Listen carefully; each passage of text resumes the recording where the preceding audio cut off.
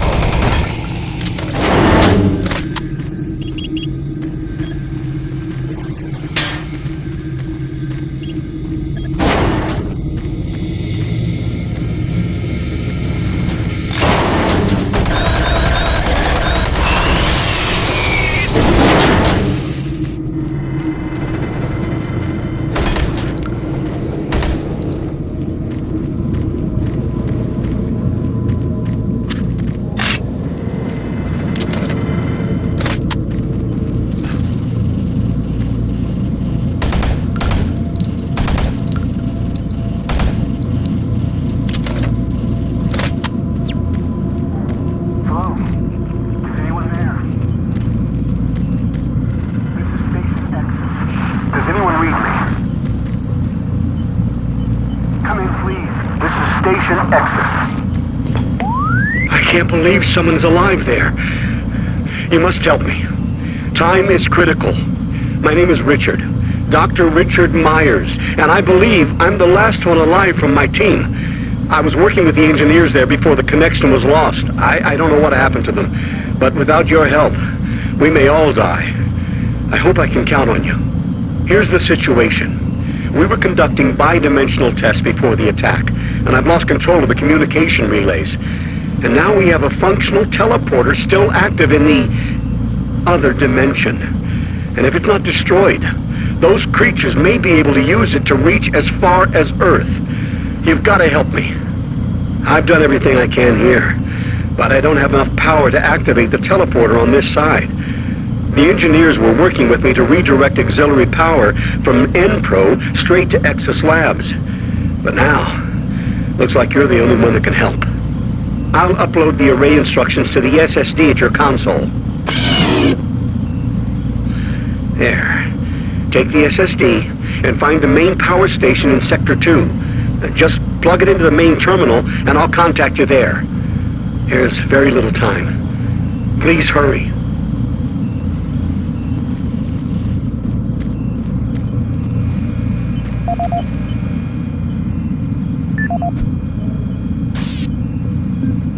This is the audio log of Chief Alan Rhodes, October 12, 2145. Well, we made significant progress with the field coupler this week. If my calculations are correct, this should provide a considerable boost to the converter's output.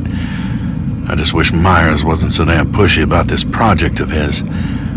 Well, to be fair, it's actually Betruger's project. Meyers is just trying to follow orders and do his job. Anyhow, what we are doing is extremely complex and requires us to be firing on all cylinders. Expanding all of the transference data from Delta has been a very difficult process. What he's proposing requires the full use of a single grid array. I'm just glad we have the entire auxiliary unit to work with. My hope is, within the next few weeks, we will be able to prime the main array in parallel and have the auxiliary working at sufficient capacity for the folks over at Exis Labs. And I think that's all I've got for now. Alan Rhodes signing off. Chief Alan Rhodes, November 15th, 2145. The situation here in Sector 1 is bad. Shortly after getting the auxiliary grid synced with the main array, we experienced a huge power surge. And the output readings are nominal, which leads me to conclude that it's not the auxiliary core. It sounds like a problem with the main array. Regardless, I started hearing screams and gunfire over one of the channels just before our communications went down. Well, we have been trying desperately to get in touch with Meyers over in Exis to see what he knows. Several of my technicians have not reported back yet, and my senior technician described a bloodbath near a coolant transfer zone. Following that transmission, his radio went dead, and I've not heard from him since. A few of my other technicians reported seeing strange creatures appearing out of thin air, and none of them have reported back yet. The rest of my team and myself, we just barricaded ourselves into a control room here in Sector 1, and we will continue trying to get communications working, but I don't know how much longer we can stay here. I'll update soon. It's Chief Rhodes signing off.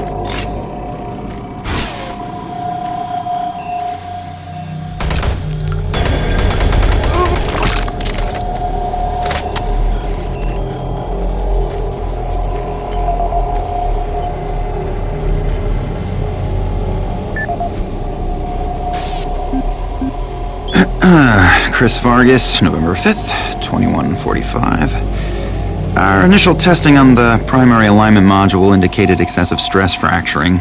I immediately ordered the team to discontinue the tests, and they've been working around the clock to repair the damaged module. Testing will resume once the unit's back online, and I'm pretty confident we'll be ready for next week's load tests for Chief Rhodes. I have also been asked to help Rhodes with the number crunching going on with the transfer data, which I hope to be finished with soon, provided interruptions are at a minimum. Interruptions, like the one earlier this week when Dave Voss, our security officer, insisted I change the code yet again for the cabinet displaying the shotgun my brother sent to me. It's not like I actually used the damn thing. I don't know, maybe the guy is just anal about code regulations. Personally, I heard he failed the Marine entrance exams and resents being relegated to security officer. I sent an email off to the guy with the new code. Vargas, signing off.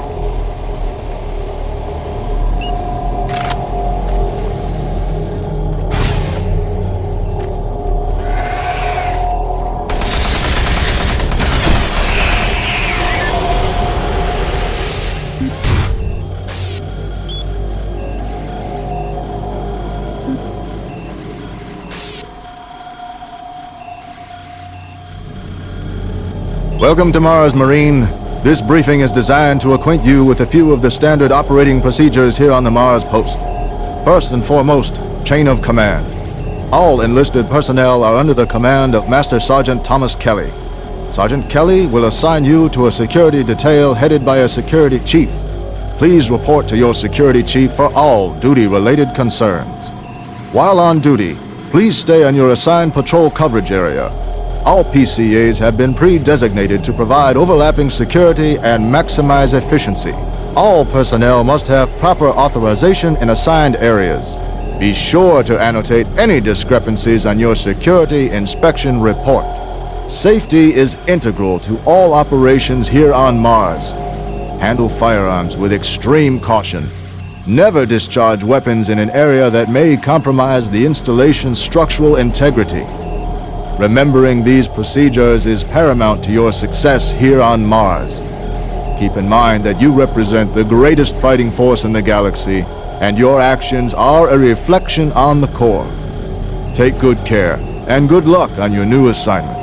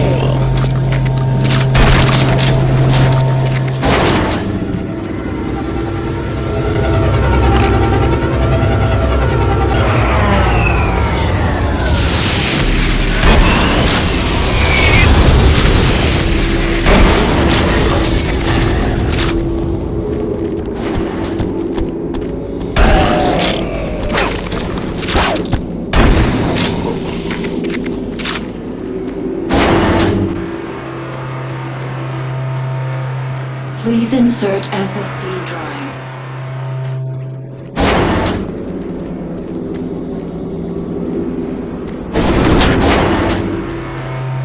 SSD drive.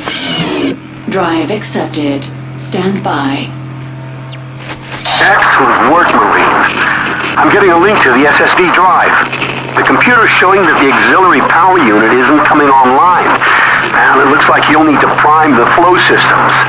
If you haven't already found one, there should be an ionized plasma levitator nearby. Some of the techs call it a grabber gun. Don't worry, this is a common problem with these systems. You should be able to extract plasma from a working conduit and force it into the non-working one.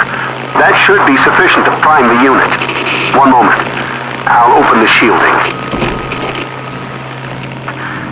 There. The shield should be open.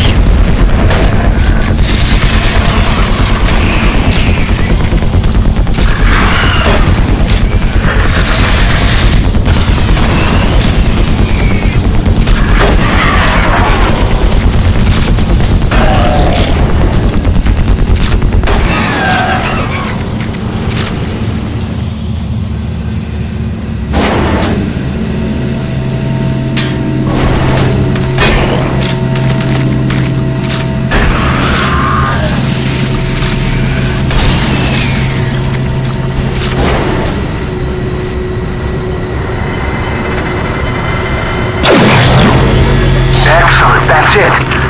Now, I need you here at the Exis Labs. From where you are, head through Mars City sublevel. It's the fastest way. Move quickly. I'll explain more when you get here.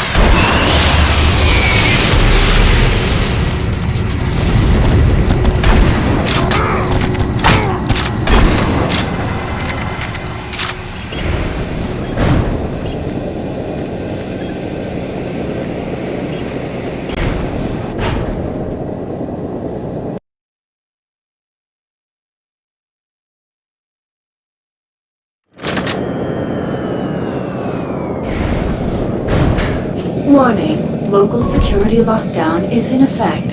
Service sub-level access is restricted.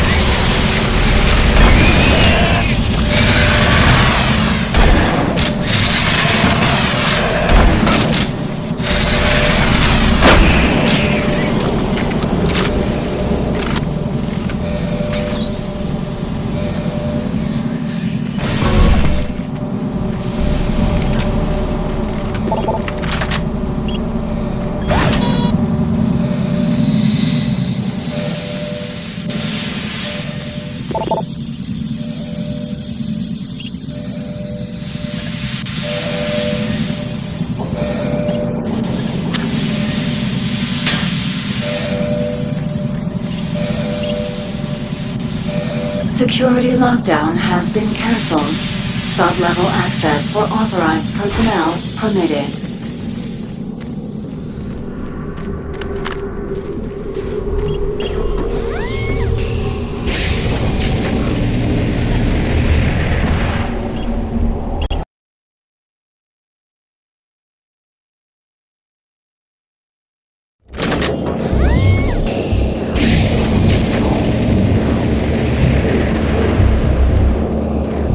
Marine, I'm picking up a lot of movement heading your direction. There should be a sentry bot station nearby if you need assistance.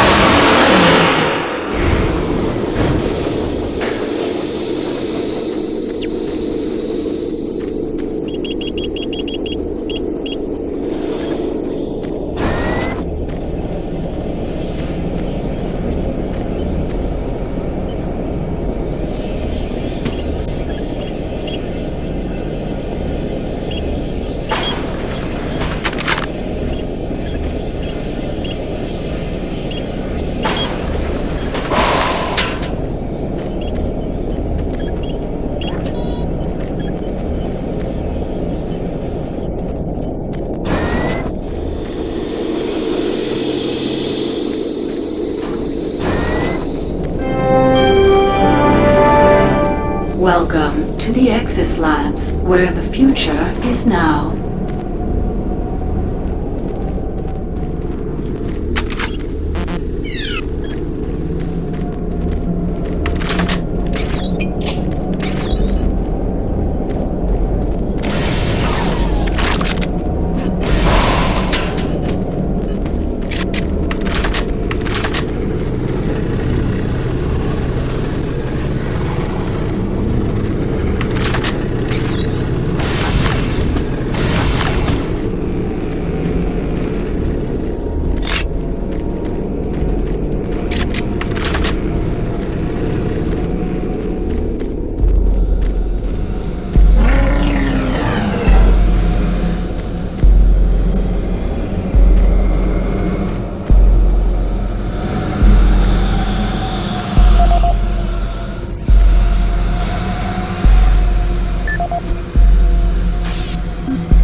This is Nasser Adil, Security Chief for the Exis Labs facility. Log entry November 3, 2145. We are seeing an increasing level of random and unexplained violence by Exis staff. The first incident occurred on October 13th, 2145 at the Exis surface tunnel. One of the construction workers, Bill Sanders, was offloading a shipment of steel supports when the procurement manager stopped him. In the heated conversation that followed, Sanders grabbed a nearby pickaxe and lunged at the manager. Luckily, the argument beforehand generated a sizable crowd, and when Sanders attacked the manager, a number of men were able to subdue him. When we questioned Sanders afterwards, he seemed to have developed short-term amnesia. He didn't remember why he got so upset and attacked the manager. He only recalled stopping his loader and then moments later waking in the holding cell. Since that event, we have seen arguments progress more and more from heated shouting matches straight into outright brawls. The antagonists in these incidents all display the same conditions, as if they were suddenly possessed by violent anger, and then afterwards return to normal. We have only one serious life-threatening case so far, where engineer Leon Powell was stabbed multiple times. I fear this is not the worst of our troubles, and have requested additional security personnel posted at critical junctions. To assist any immediate medical need, I have resupplied storage cabinet 965 with the accompanying code of 428. Sergeant Nasser Adil, out. Nasser Adil, personal log dated November 12th, 2145. I have just received word from Central Authority that the UAC representative, Councillor Elliot Swan, will be arriving in a few days from Earth. The report states he will be reviewing all sectors of Mars City, including Exis Labs. I'm not sure that's a good idea in light of the recent events we've had here. The violent assaults that seem to plague Exis Labs have caused the civilian staff to be pretty wary of one another. And now, to top it all off, missing weapons. The cabinets in the security checkpoints were fully stocked 2 days ago, and now half the weapons are gone. I don't know how this situation occurred, but my Marines swear no one has access to the cabinets except for them. I've ruled out those assigned to me and other security personnel, but I can't figure out who else has those codes. To sum up, this is a bad situation, turning worse every day. My recent request for more manpower in Exis Labs was denied. It seems other sectors of Mars City are stretched thin, and the small reserves at the base are already allocated. I need to have faith in my current detachment of Marines that they will turn things around. I'll talk to Central again and see if Councillor Swan can bypass Exis. The last thing I want is some staff worker with a sudden episode of dementia murdering a VIP. I'm having enough problems trying to keep everyone here from killing each other. Sergeant Nasir Adil, signing off.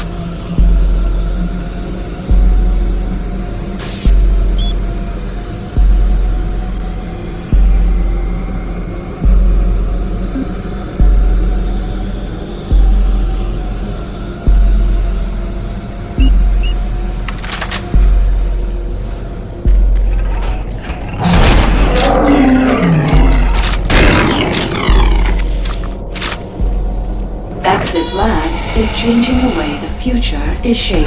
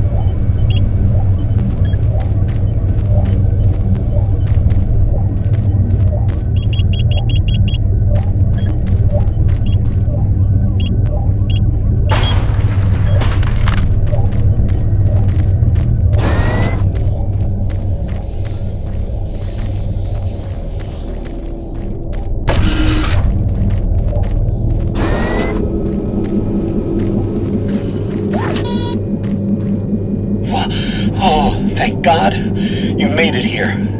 I didn't know if you could with all those things out there. Look, we don't have much time. These creatures are spreading throughout the base, and if we don't act quickly, all could be lost. I understand you have a lot of questions, but I can't answer them right now. All I can say is we need to get the teleporter in the next chamber working. But to do that, I need you to find a plasma inducer for the stabilizer bank. There's one in engineering. Now, if you head through the service tunnel, you can reach it. I'll unlock some doors. There. That will give you the necessary clearance. Now, please, get the inducer and hurry back. We don't have a lot of time. Please hurry.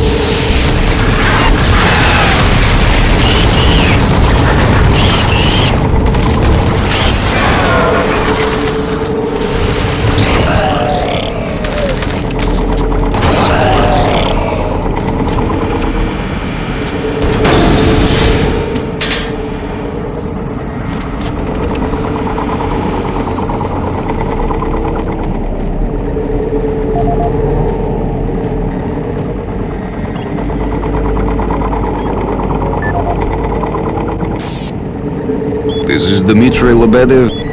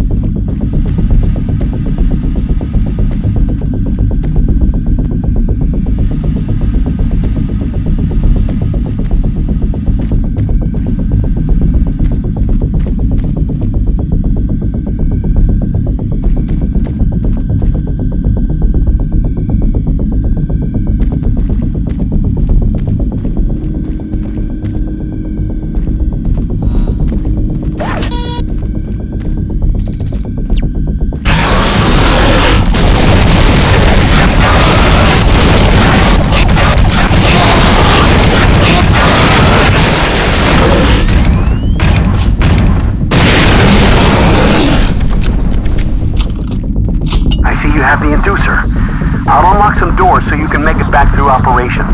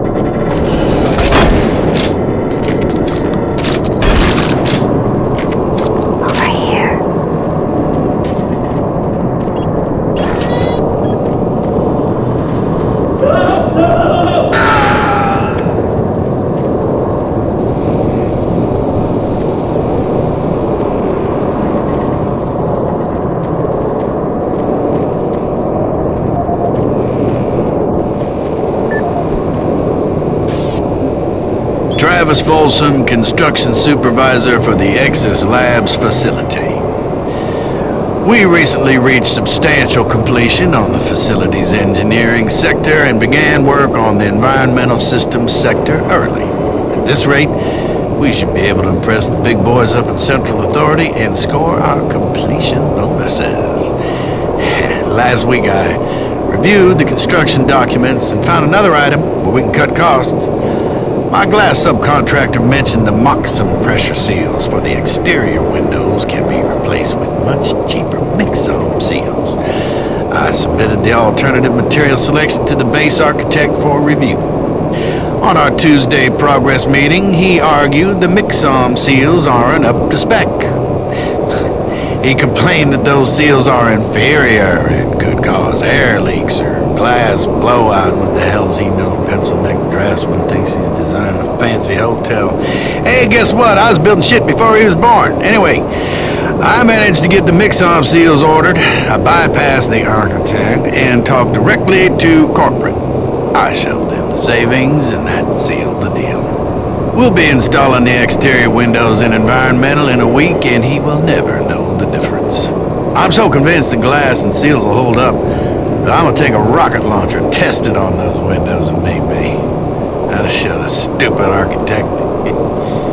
Folsom out!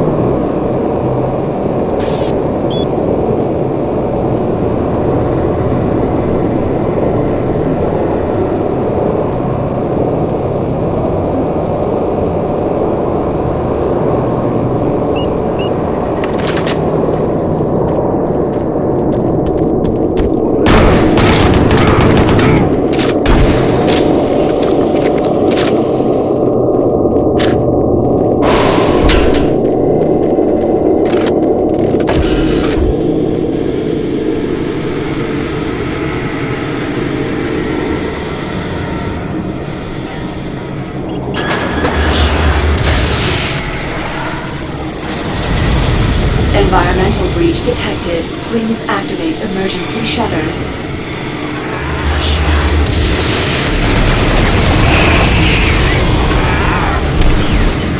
Environmental breach detected. Please activate emergency shutters.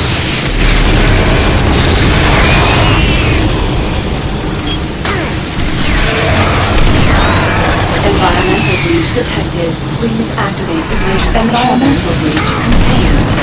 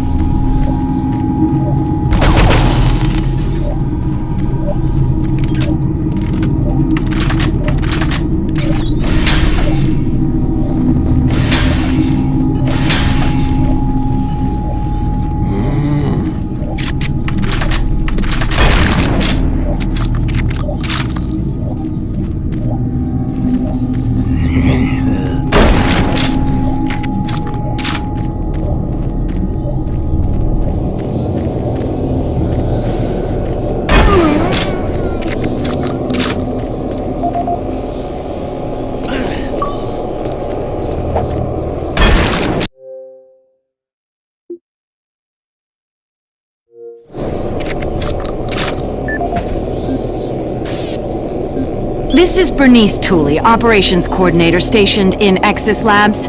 I would like to file my third formal complaint to Central Authority about the problems with the work environment here in Exis. It has become increasingly difficult to be productive while construction is going on throughout the facility. The construction workers are rude, lack common courtesies, and are overtly sexist. They use our office space as an unauthorized shortcut and track dirt and debris as a result.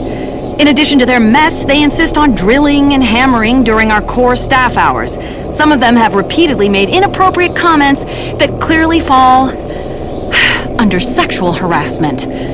When I approached the construction supervisor to remedy the situation, he told me in no uncertain terms to mind my own business. Actually, his exact words were, "Don't worry your pretty little head about it."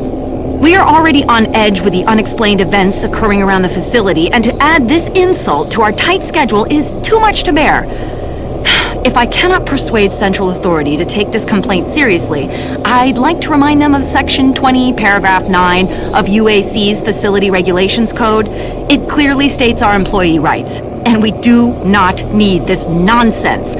I suggest you reprimand the individuals responsible and take adequate measures to ensure it doesn't happen again. Do not make me log additional complaints. Bernice Tooley, signing off. I hope this thing is working. Something is happening here, and no one knows what's going on. The power is going crazy. We can't communicate with Central Administration, and I've heard something like screams. I don't know. It was so disturbing. Okay, my assistant left me, and I'm all alone here. Okay, I'm gonna try to get the network working, but the systems are acting just crazy. I don't know what to do. I think what was that? Oh my God. No!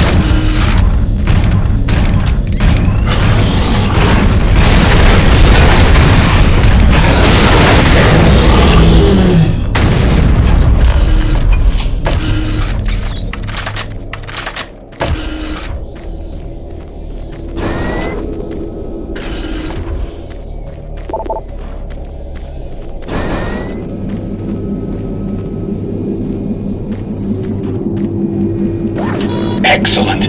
You're back. The inducer is working perfectly, and the teleporter is ready for transport. Here's the situation.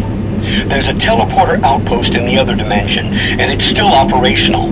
It's very powerful, and it has a range that could lead those demons all the way to Earth. I would disable it myself, but it requires 2 people to do it. One person at the outpost to initiate the teleporter, and another person here to transmit a power surge to destroy it. I know it's a lot to ask, but you'll need to go to the other dimension, find the remote outpost, and initiate the startup sequence. You're our only hope of defeating this evil. I've got the teleporter ready to go. All you need to do is go into the chamber and initiate the sequence. I'll handle the rest from here. But before you go, I want to give you my personal account of what happened here.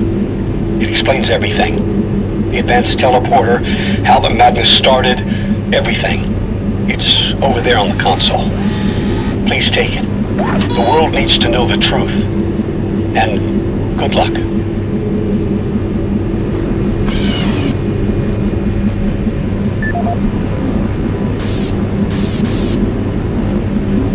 My name is Dr. Richard Meyers. I'm a research specialist stationed in Exis Labs. I don't know who'll be hearing this, but I wanted to alert someone of the disaster at Mars City. What has been unleashed across this base is an unimaginable evil, and we only have a slight chance of stopping it. The research I participated in was the next step in teleportation. To give context to my research, back in 2115, UAC researchers discovered an ancient Martian civilization. At the Urbis dig site, they found a Martian teleportation device. It was non-functional, and all attempts to start it proved fruitless. It took many years, but the researchers managed to learn enough from the device and other wall carvings to reverse engineer it. The first prototype teleporter, codenamed Project Mercury, was built in Delta Labs and became operational in 2139. This teleporter was only capable of short distance travel and limited quantities of matter transference. It could only teleport a single test subject, small animals and chimps usually, across a room. Once testing intensified and technical data increased, we were able to fabricate more powerful teleporters. In Delta Labs Sector 3, Project Gemini managed to increase teleportation across greater distances. In addition to the increased range, we found we could begin transporting human-sized subjects. It was during this stage we began to see the effects of opening up these portals to that strange dimension. Our scientific curiosity overruled the obvious warnings, and under Dr. Malcolm Betruger's direction, we continued experimenting. On Project Apollo, the engineers developed a room-sized teleporter in Delta Lab Sector 4. It was capable of teleporting a small-sized team to destinations on this new dimensional plane. The expedition teams began exploring and setting up small research outposts. We could only teleport small equipment with the Delta 4 teleporter, and this condition frustrated Dr. Betruger. Soon after the success of Project Apollo, plans were drawn and work executed on a new facility, Exis Labs. At Exis Labs, the goal was to create a large teleporter, similar in scale to the one at Urbis. It would be powerful enough to transport large equipment, even dropships, and eventually shorten interstellar travel. Betruger was so impatient on seeing results from this research, he had the engineers start work on the teleporter once the facility reached 75% completion. We had expedition teams set up a teleporter outpost in the other dimension to link up with Exis. It was at this time I began investigating the strange stories I heard over at Delta Labs. I managed to hack undetected into Betruger's personal logs. What I found scared me to the core. Betruger became obsessed with the findings of this new dimension. He started to push experiments regardless of the human cost. His log entries into the occult and how to harness evil powers were truly frightening. The more recent logs detailed how demons, yes, demons, contacted him through his dreams, offering him unimaginable powers. but they demanded he find a way to help them reclaim Earth. It was then I realized that this other dimension was hell itself. By the time I realized his plan, Betruger had started the invasion. Since the Exis teleporter hadn't reached sufficient functionality, I assumed Betruger decided to launch the demon invasion on Mars without it. However, the Hell Outpost teleporter is operationally ready, and it's only a matter of time before Betruger decides to use it. I'm going to try to reach Chief Engineer Rhodes in the Enpro facility to divert enough power to Exis, and with a little luck, create a big enough power surge to destroy it from here. I can only pray God will forgive me for my part in all this, and help me make things right. Lord, save my soul. Richard Meyers, signing off.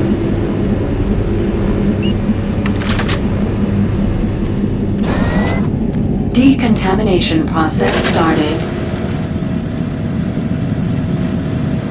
Decontamination complete.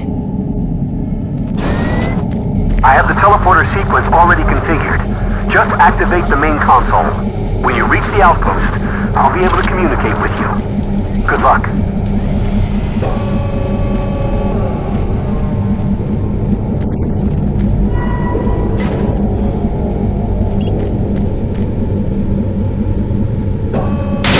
Systems activated. Teleportation will commence in T-minus 3, 2, 1.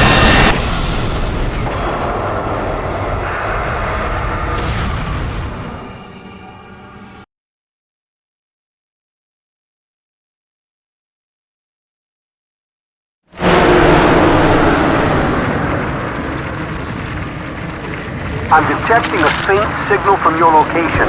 I can track you from here. Hurry. Find the outpost.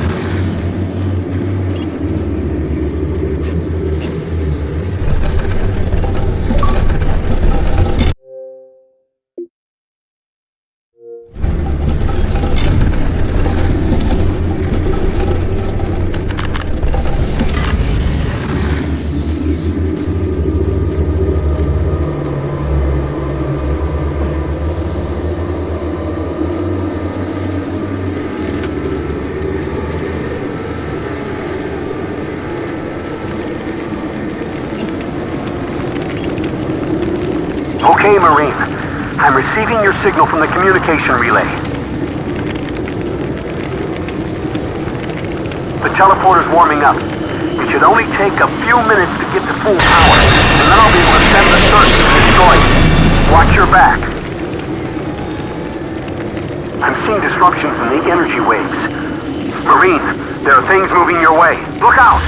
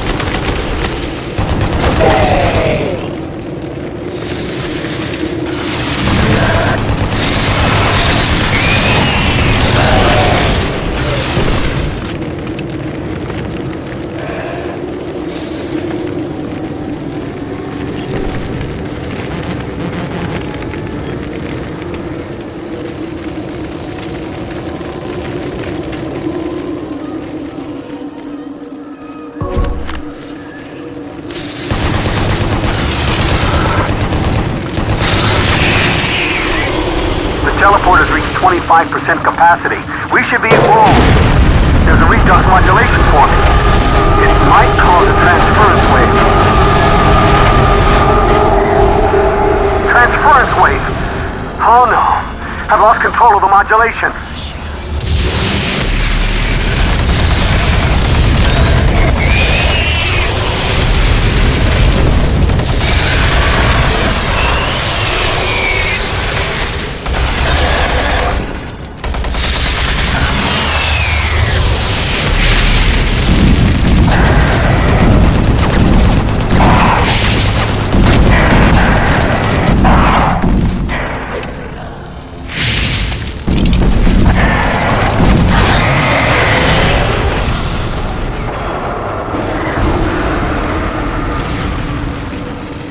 Okay, I think I've stabilized it for now.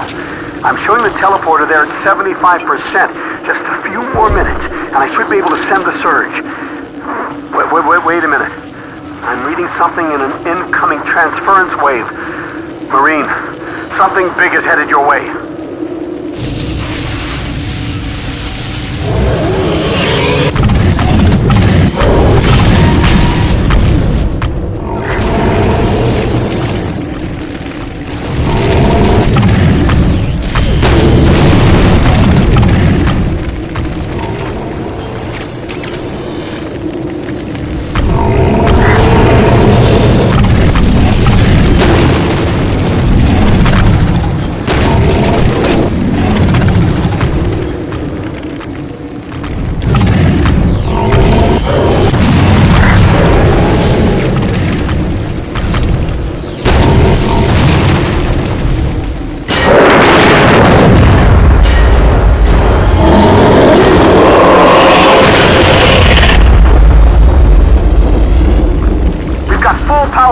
Systems. I'm sending the search now. Hurry! Get to the center of the teleporter.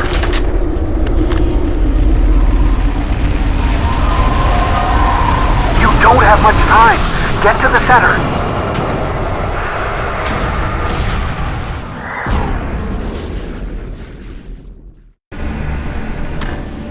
Zero 1 Dark Star lowering to surface.